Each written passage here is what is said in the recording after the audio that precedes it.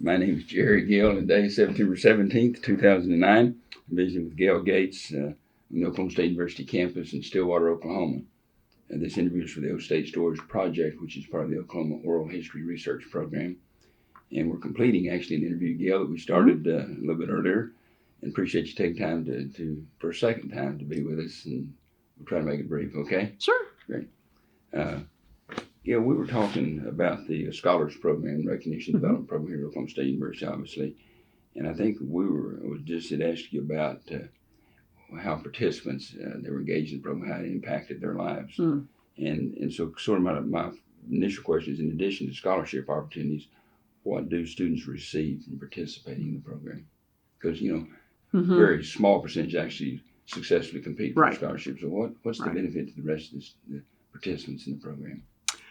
I think they have the opportunity to try new things and to be challenged in a way that they wouldn't normally be challenged. Gives them the opportunity to dream and to think about accomplishing some things that maybe they weren't sure that they could do. So I think it really offers them a lot of opportunity if they're willing to take on the challenge of trying. Could I probe a little bit, Gail? Sure. What would be some of those benefits you're thinking about specifically? How would they be benefited by the program? Well,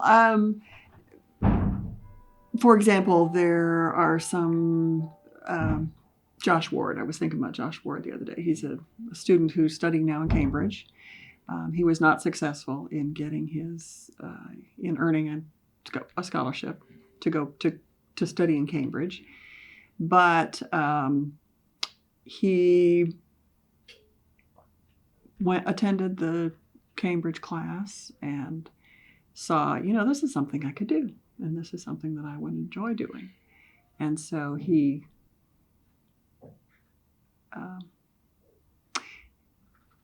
It allowed him to, well, for one thing, he was also part of the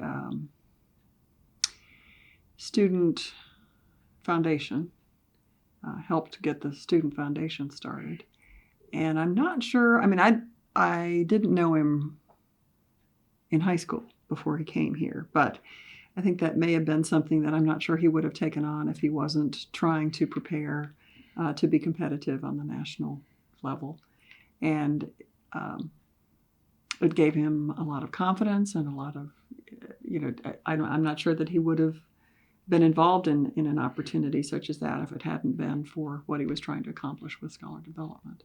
He was also involved in research. Now, with his major, he was a microbiology major. So with his major, he may have, just because of his major, been interested in doing some research. But so I think it gave him a lot of different opportunities and challenged him to try different things that he wouldn't necessarily have tried. And I think that's true for many of the students.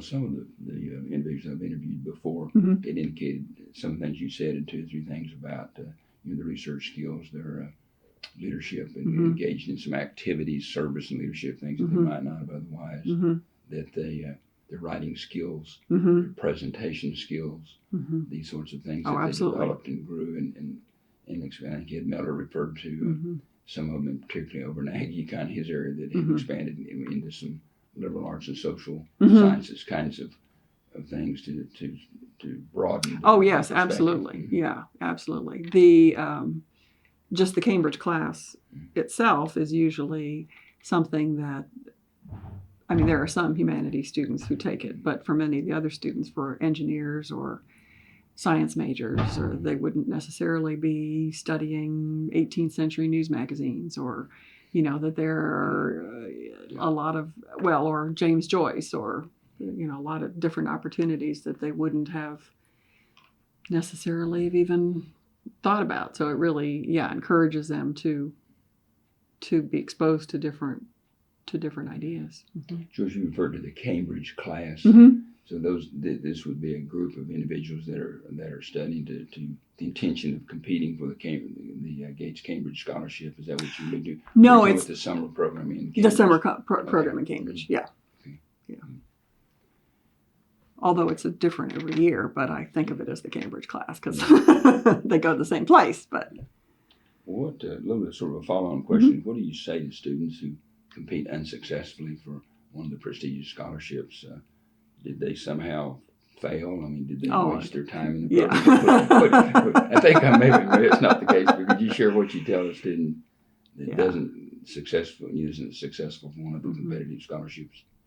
Well, and I know that this is something that Bob works with them from the beginning. I mean, he talks about it a lot, that what we want students to do is to give them the opportunity to learn about themselves and to grow and to try new things. And while getting the scholarship is important, it's also going to be helpful in your future career and, applying to graduate school. And Josh has just started a doctoral program in, I believe it's medical anthropology or something, which is, certainly something different than what he was doing before. And so I just congratulate them on their efforts and encourage them to focus on what they have learned about themselves in the process. So everybody's winners out of the program, right? Yeah. Been part of it. And you mentioned Bob Grom, I think you were talking about earlier. Mm-hmm. Bob then prepares them. They first come in the program and talks about what the chances are. Right. Success. It's kind of like getting struck by lightning in it to win right. a Rhodes Scholarship or one of those scholarships. Right.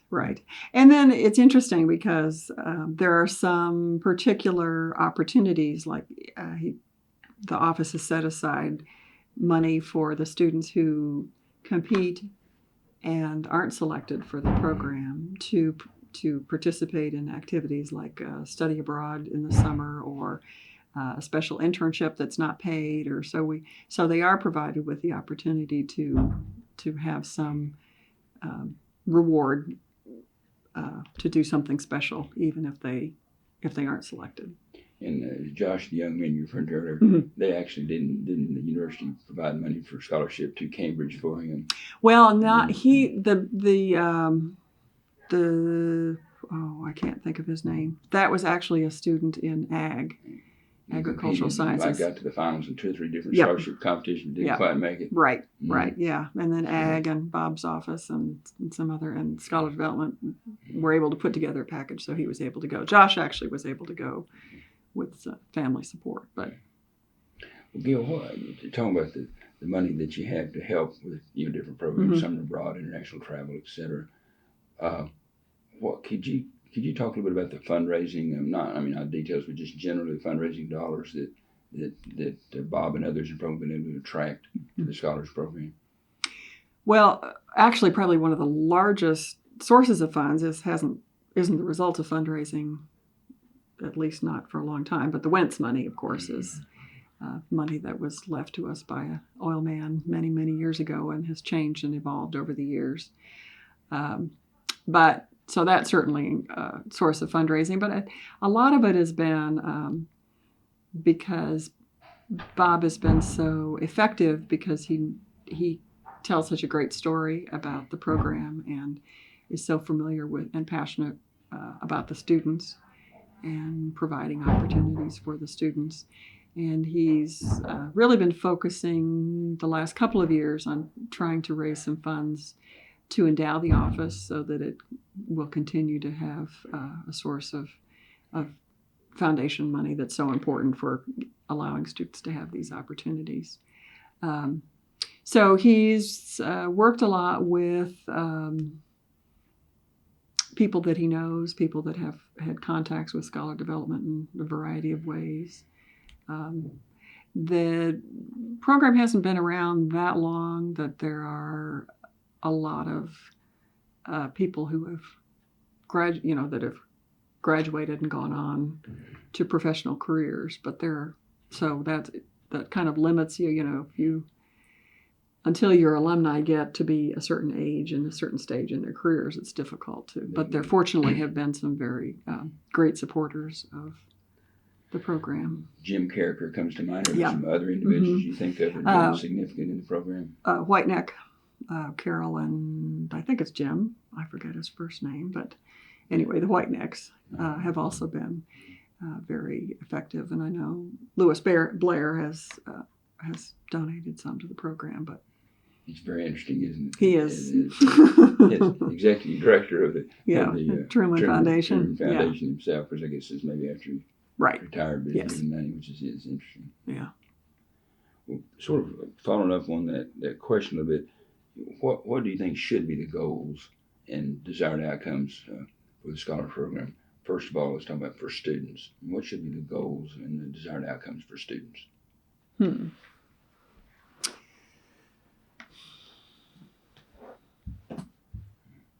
Well, it's hard to say because I think the goals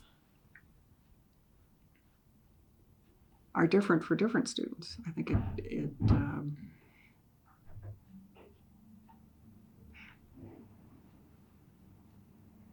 because we want them to challenge themselves and to achieve their own goals. But part of that is going to vary somewhat depending on what their interests are and what their backgrounds are. And the competitions are so different. For example, the Truman Foundation is much more service-oriented. And then the Gates Cambridge and the Rhodes are much more, they're just very different. So I think for the student, it's figuring out which of the competitions or undergraduate research opportunities would be the best fit for them.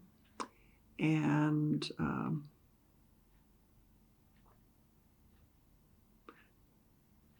as I say, I think learning about themselves and figuring out if this is something that they want to compete. Like I say, to me, the thing is, the main emphasis is on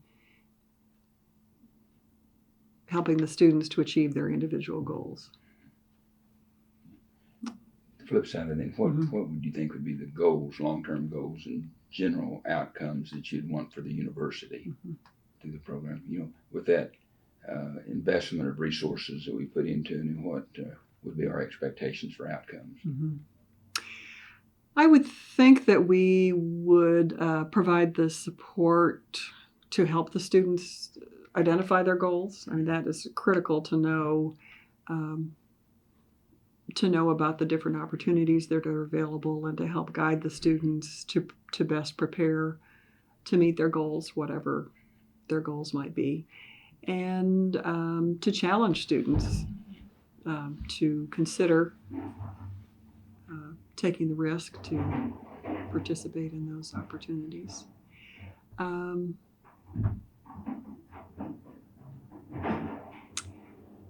I don't really have, I know some may have a particular goal that, we need to have X number of national or international awards winners a year. And that's great when we do get that recognition on the national and international stage. But to me, the more important goal is offering the opportunities for the students and helping them to achieve those goals. And sometimes it's being more competitive in graduate school or a job. Would and this is, I'm not trying to put words in your mouth, I'm just asking, would those goals include perhaps more recognition of Oklahoma State University regionally and nationally for excellence? If it's students, that'd be one outcome we'd be thinking about. Absolutely, yes. Yeah. And I think one of the goals would be to,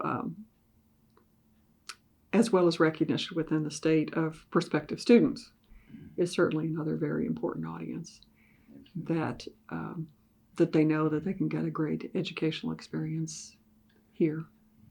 Talking to Bob Spurrier, who heads up our honors college, and Bob alluded to the fact that a lot of times when he and Bob Grauman will go out to high schools and visit, that there's already sort of a buzz about our scholars program out there, that there are students, not all of them, but many students who are aware of the program, and it's attractive to them. Would you? Oh, absolutely, and I think that's really a critical part of the reason that we have that office. And it's interesting. I know I wasn't around at the time, that it was an outgrowth of being in the scholarships and financial aid office, which clearly it's different than that, but it's certainly connected, because we have these opportunities, we can attract some really talented students to come because they know they're going to get the support that they need to be able to compete. Well, Gail, the Scholar Development Program office reports to you, and so you're in perhaps a unique perspective on the program. How would you respond to individuals who might have concerns about the financial resources, time we're putting into the Scholar Program, such a small number of students, and would there, could these resources be better expended to other academic, programs across the campus? How would you respond to that? Well, for one thing, really, when you think about the budget of the institution, it's a very small investment, frankly, that really, really small investment that we're making. In tough economic times, as we have now, there may be some who question, do we really need to be providing those resources? But I think that we have to pay it. We expend a lot of resources on our least prepared students, a lot more resources than we do some of our high talent students. And I think that there clearly needs to be a balance, that we need to offer opportunities for both types of students. So I think for the reasons we talked about a minute ago, the reasons why we have such an office, that I think it's really important to have it.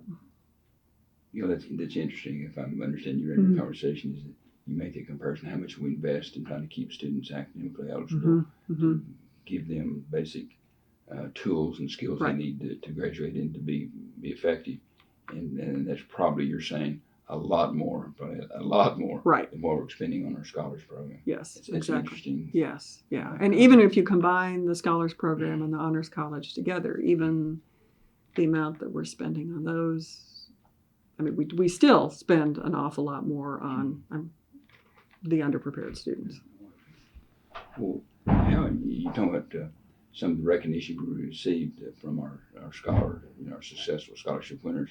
How important to the Scholar Development Program and to the university generally was Blaine Grediman's oh my goodness, successfully competing for the first Rhodes Scholar at Oklahoma State University. That was really. Now, I'm not even sure that I was here at the time. If I was, do you know what year that was?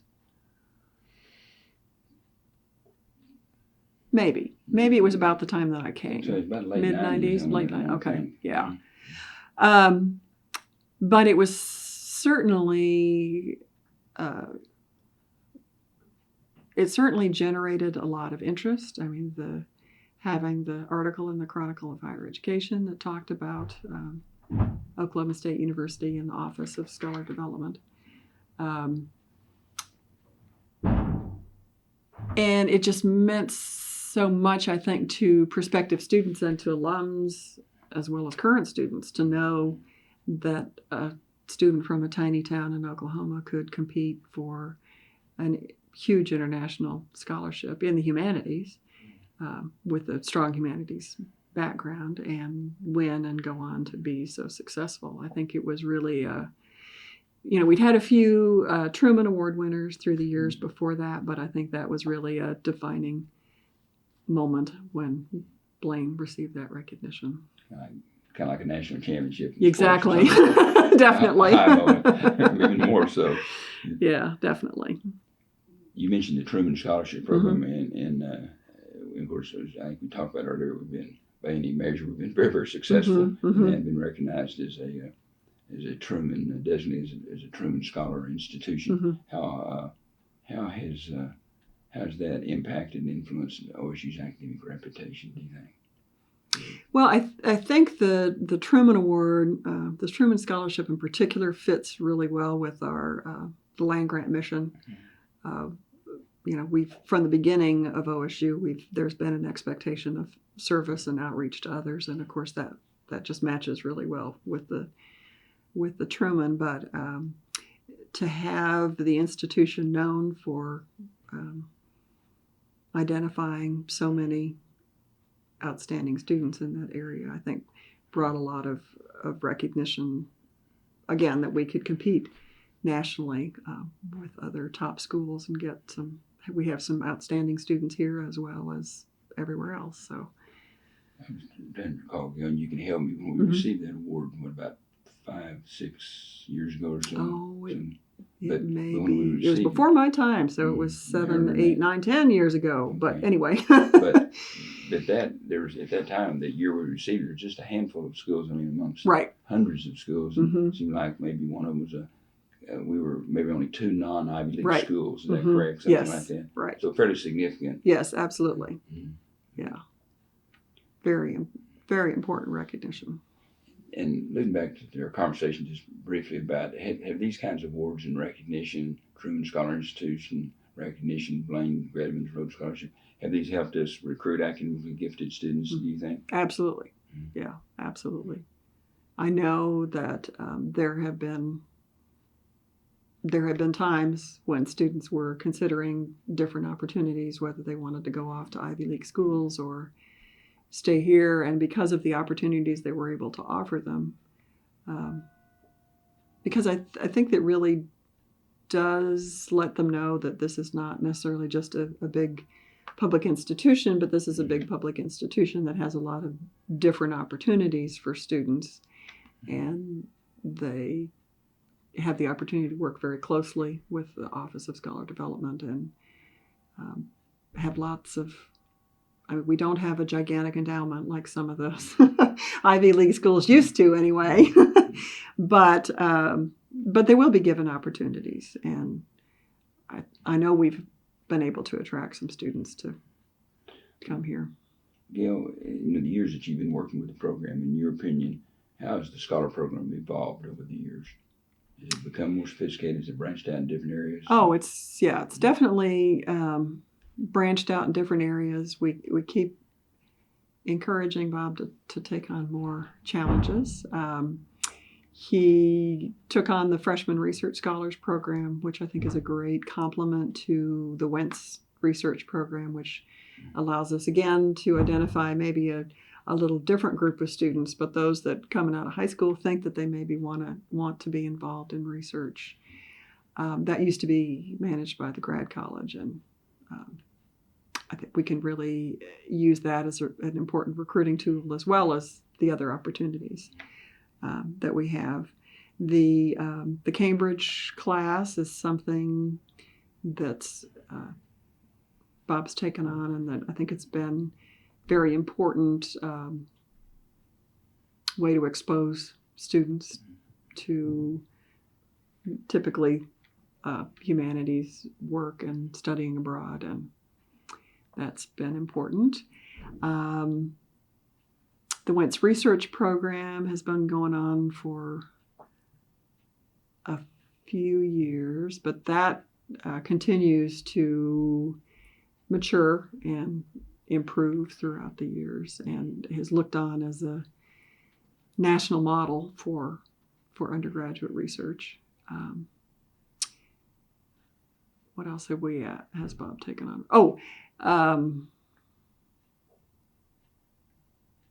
So I'm sure I'm forgetting some things, but those are some of the recent changes. You know, could you alluded 2 or 3 times to the Cambridge class. Could you share a little bit of information about that class? It's a class that's organized. Bob gets a faculty member or two to put together a class that's 2 or 3 weeks long, that the students will go to one of the colleges in Cambridge University and stay on the campus and study in depth on a particular topic, and the topics vary each year. And it's a great way to expose students to, and they have some of the best faculty at OSU take on the responsibility for teaching the class. And then they use, while they're in Cambridge, sometimes they may go to other sites. They may go to Oxford, for example, this summer that Blaine and Edward Jones took the class to Oxford as well. The year before, they went to, after they spent some time in in Cambridge studying James Joyce, and then they went to Dublin and were able to actually visit some of the places where he'd been. When President Smidley was here, they did a class on evolution and went to visit the home of, and why is his name escaping me? Darwin. Thank you.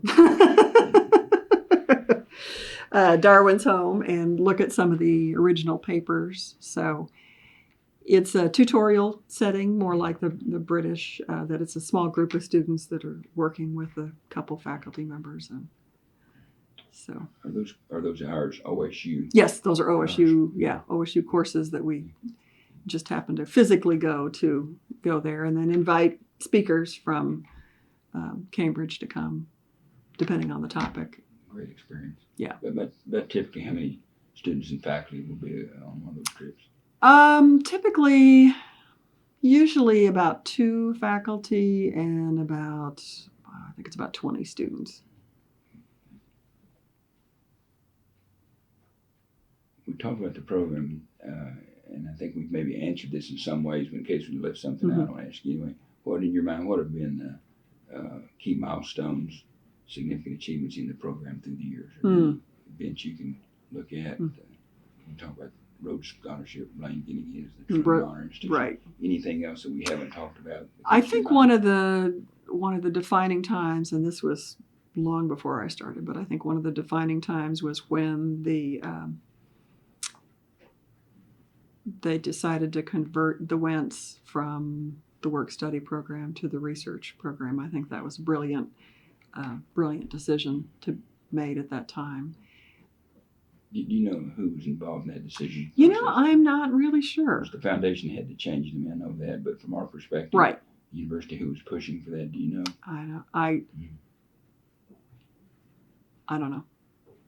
My sense, it might have been Jack Vitek was, and Marvin Keener maybe were involved at the time, but I'm not sure. Bob Sperrer might have been part of that as well. I don't know. I'm not sure. Yeah. Anyway, I think that was a really great. I think starting the Cambridge program was a great idea, and that has really had a lot of benefits for students, as well as the faculty who get to work with the students. So. Have you got a chance to make a trip yourself? I've been able to go and visit one of the classes, and I'm thinking I may try to go this summer because of the topic that's being discussed. But since it's going to be on food policy, which is related to my area, so I think it would be really interesting to try to go along for that. But absolutely. Who was it? Famous French general leader. He said an army crawls on its stomach. Food policy is pretty. Exactly. Well, Gail, competition for national scholarships, as we've talked about, it's become tougher and tougher, and particularly as other institutions have developed programs similar to ours, scholar programs. Are there components of the program that may need to be changed or enhanced going forward to remain competitive? If you fast forward 5, 10 years down the road, are there things you see we need to do better, differently? Actually, before I answer that, let me go back to the previous question, because that reminded me of another milestone of Bob Grauman's involvement in establishing the national organization for people in positions such as him. I think was very important. of course, it led to the part of your question that you allude to, which is that led to challenges of having a bunch of other people who are competing with us more. Shared our success stories. Exactly. With them. And darn it, then they started competing. We should have copyrighted that. Yeah, that's right.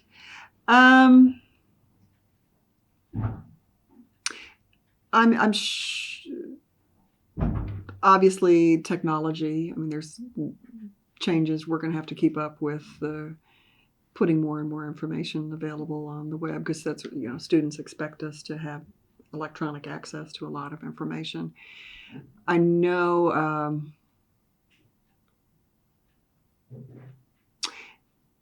But I really think that the basic components of the program would need to stay. The support of undergraduate research and various opportunities. There have been some who've suggested that perhaps we need to provide a stipend for faculty to encourage more faculty participation. I'm not convinced that that's necessary, but there are some who think that that may be something we'll need to look at eventually. But I think that the basic part of helping to identify the students, recruit and identify the students who have potential, and then working with them in a personal relationship and helping them, encouraging them to develop in the areas that they need, if they need more leadership opportunities, then encouraging them to participate in that. I think that really comes down to a basic personal relationship that's going to continue to be important. As you assume you're more successful in getting additional faculty involved and engaged, will there be a need in your mind for maybe additional staffing, perhaps, to help with as the program grows and bringing more faculty, more students into it? Oh, certainly, yeah. Mm-hmm. Yeah. You mentioned earlier too about efforts to endow portions of the program. I've heard of a couple of people that they want to be in a strong position to, if you will, to survive the transition of the initial, director, Bob Grauman, the next, and to have a strong financial base would be important to that. You think that's important? Oh, yeah. Yeah. I guess I don't see that particularly as a change. It's certainly something that's going to need to continue. But yeah, if it would be very difficult for this program to be as successful as it is without the external support to be able to provide the opportunity for the students to travel and the additional scholarship opportunities that's going to be critical. So I think I hear you saying that perhaps to enhance some of the things as opposed to doing all things different, but to enhance some things we're doing, travel abroad programs, the Cambridge study program, some of those things that perhaps we might need additional financial resources to expand those. Yeah. Yeah. For example, it'd be great to be able to offer a couple of classes in the summer so that students had a choice, or maybe do one in the summer and one over Christmas break or winter break. And so that obviously would require a lot more resources to be able to do that. Gail, what's giving you the most? I mean, you put a lot of passion, a lot of time into this program, in addition to many other responsibilities. But what's giving you the most personal and professional satisfaction from being involved in the Scholar program? I think the main thing has been the reward of watching the students grow and mature and become more confident and being able to achieve things that they didn't even dream about when they came. And that's really rewarding. The students. The students. Mm-hmm. We talk about faculty quite a bit. Mm-hmm. What do you do to encourage faculty to get involved? What do you say to them? Well, I think a lot of times it really kind of sells itself, because there are these are typically great, very self-motivated students, and a lot of faculty are very interested in, they're very happy to have students that are self-motivated and they want to work, and most faculty get a lot of enjoyment out of seeing the students grow and be able to challenge them, and then they're willing to take on the challenge. And so it really kind of helps counteract that there are sometimes students who are less motivated, and it can kind of get frustrating. So, and there are some, actually one of the things that we also do is encourage, it's a great way for new faculty members to get started, to get some assistance in trying to do what they want to get the research program going. It's relatively inexpensive compared to graduate students. And then they can have a lot of control over it, and then they can use that to recruit the students to become graduate students with them, which follow them into graduate right, programs. Which a lot of the faculty use it for that opportunity. So it's usually not too much of a challenge. There are some faculty who don't believe that undergraduates really know enough to do anything helpful, but that they're pretty rare. Well, Gail, we've asked a lot of questions and covered a lot of things in the program. I'm sure there's something we probably left out, but there's some comments you'd like to make, or is there some things we haven't brought up that you'd like to share at this time you can think about? Well, I think you alluded to the one concern, which is figuring out the transition. Unfortunately, Bob is going to retire one day, much as we'd like him to stay on. We're going to let him retire. Maybe. And it is going to be a challenge too. He's such a unique, gifted person that it is going to be a challenge to find someone who has the right combination of skills and interests to work effectively with these students. Gail, you mentioned it'd be interesting to think about if perhaps one of the former participants in the program come back. But you alluded to that earlier in the conversation about some of them perhaps in giving back, so getting into positions, and perhaps some of them come back as Blaine was briefly for a faculty member on the campus, maybe be involved in the program. Yeah, I think it would be great to be able to get, because we've had some really outstanding students through the years who I think would be great. Yeah, what else? What have we not covered? That's all I can think about. We appreciate very much you agreeing 2 different times. Certainly. Yeah, Sorry for the interruption the first time. No, it's okay. Thank you. Thank you.